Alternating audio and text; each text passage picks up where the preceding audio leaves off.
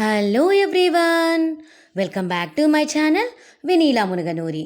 అందరూ ఎలా ఉన్నారండి? బాగున్నారా? సో ఇవాల్టి వీడియో వచ్చేసి క్రిస్మస్ ఇంకా న్యూ ఇయర్ సెలబ్రేషన్స్ అయితే మా పాప స్కూల్లో స్టార్ట్ అయిపోయాయి. ఇంకా మా పాప అయితే మమ్మీ మాకు ప్రాజెక్ట్ వర్క్ ఇచ్చారు, ఎవరైతే చక్కగా పేపర్స్తో ఆర్ట్ తయారు చేసుకొని వస్తారో బాగా అందంగా ఉన్న వాళ్ళ ఆర్ట్ని అంటే పేపర్ క్రాఫ్ట్ని వాళ్ళ క్లాస్లో అయితే డెకరేట్ చేస్తాము అని చెప్పారనమాట. సో ఇంకా మా పిల్లలు నా దగ్గరికి వచ్చి, అమ్మ నీకు పేపర్ క్రాఫ్ట్ చేయడం బాగా వచ్చు కదా, ప్లీజ్ మా కోసం ఏవైనా మంచి పేపర్ క్రాఫ్ట్ తయారు చేసి ఇవ్వవా అని అడిగితే, సో నాకైతే ఇంట్లో వర్క్ ఎక్కువ ఉంటుంది కదమ్మా, నేను వర్క్ చేసుకోవాలంటే ప్లీజ్ మీకు నేను హెల్ప్ చేస్తాను అని చెప్పేసి పాపం నా కోసము కొంచెం పనుల్లో హెల్ప్ చేసేసి ఇంకా ఈవినింగ్ ఇలా నన్నైతే ఇంకా కూర్చోబెట్టేశారండి క్రాఫ్ట్ తయారు చేయడానికి.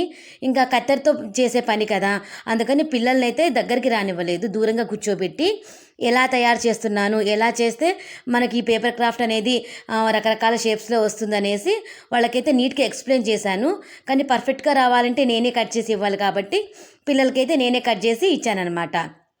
నిజంగా చెప్తున్నానండి, ఈ పేపర్ క్రాఫ్ట్ తయారు చేసేటప్పుడు నిజంగా నాకు నా చిన్నప్పటి రోజులు గుర్తొచ్చేటివి. నాకు చిన్నప్పటి నుంచి ఇలా పేపర్స్తో కట్ చేసి రకరకాల షేప్స్ తయారు చేయడం అంటే చాలా ఇష్టము. కాకపోతే అప్పుడు ఇలా పేపర్స్ కొనుక్కోవడానికి కానీ గమ్ము గ్లూ అవన్నీ కొనుక్కోవడానికి మనీ అనేది ఉండేది కాదు. రోజు ఒక ₹1/2 ఇచ్చేవాళ్ళనమాట పాకెట్ మనీకి. దాన్ని కావాలనుకున్నప్పుడు ఒక 3-4 డేస్ సేవ్ చేసుకొని ఇలా పేపర్స్ కొనుక్కొని మేము కట్ చేసుకునేవాళ్ళము. మా ఇంట్లో వాళ్ళు ఏంటంటే కొనుక్కోవడానికి ఇచ్చినవి ఇలా పేపర్లకు వాటికి వీటికి ఖర్చు చేస్తావా అని మమ్మల్ని అరిచేవాళ్ళనమాట. అందులో ఇంట్లో పేపర్స్ అవి వేస్తే ఇల్లంతా మెస్సీ మెస్సీ అవుతుందని మమ్మల్ని చేయనిచ్చేవాళ్ళు కాదు. సో ఆ రోజులన్నీ గుర్తొచ్చేటివి.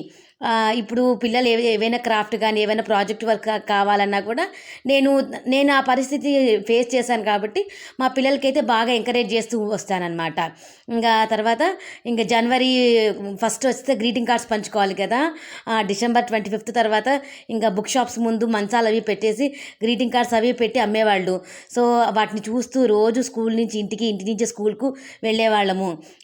అలా అవన్నీ నాకు గుర్తొస్తూ నేనైతే ఈవినింగ్ అయితే చాలా బాగా ఎంజాయ్ చేశానండి. సో మీకు కూడా మీ చిన్నప్పటి రోజులు ఇలా చెప్తూ ఉంటే గుర్తొస్తూ ఉంటాయి కదా. సో ఎవరికైనా గుర్తొస్తే కామెంట్ చేయండి. ఇంకా ఫైనల్గా పేపర్ క్రాఫ్ట్ అయితే చక్కగా తయారు చేసి ఇచ్చాను. నేను క్రాఫ్ట్ తయారు చేస్తున్నంతసేపు సుమన స్వీటీ నా పక్కనే కూర్చొని జాగ్రత్తగా నేను చేసే ప్రతి ఒక్క పనిని గమనిస్తూ ఎలా కట్ చేయాలి, ఎలా చేసుకోవాలి, ఎలా లైన్స్ వేసుకోవాలి అని చెప్పేసి వాళ్ళు చాలా జాగ్రత్తగా దీక్షగా గమనించి వాళ్ళైతే అర్థం చేసుకున్నారండి. చూడండి, ఫైనల్ ప్రోడక్ట్ అయితే ఇలా కట్ చేశాను. దీన్ని ఓపెన్ చేస్తే చక్కగా మంచిగా ఫ్లవర్గా వస్తుంది. చాలా చాలా బాగుంటుంది. చూడండి ఎంత బాగా వస్తుందో. సో నాకైతే చాలా హ్యాపీ. చాలా రోజుల తర్వాత చేసినా కూడా చాలా పర్ఫెక్ట్గా వచ్చింది అనిపించింది అనమాట నాకు. సో మీకు కూడా నచ్చిందా? నచ్చితే మాత్రం లైక్ చేయండి. ఇంకా ఈ పేపర్ క్రాఫ్ట్ అంటే తయారైనాక మిగిలిన పేపర్ ముక్కలన్నిటినీ వేస్ట్ చేయకుండా ఇలా చక్కగా స్టార్ని అయితే తయారు చేశాను. నాకు ఈ స్టార్ అయితే ఇంకా బాగా నచ్చింది. చూడండి ఎంత బాగా ఎంత పర్ఫెక్ట్గా వచ్చిందో. సో ఈ వీడియో నచ్చితే లైక్ చేయండి.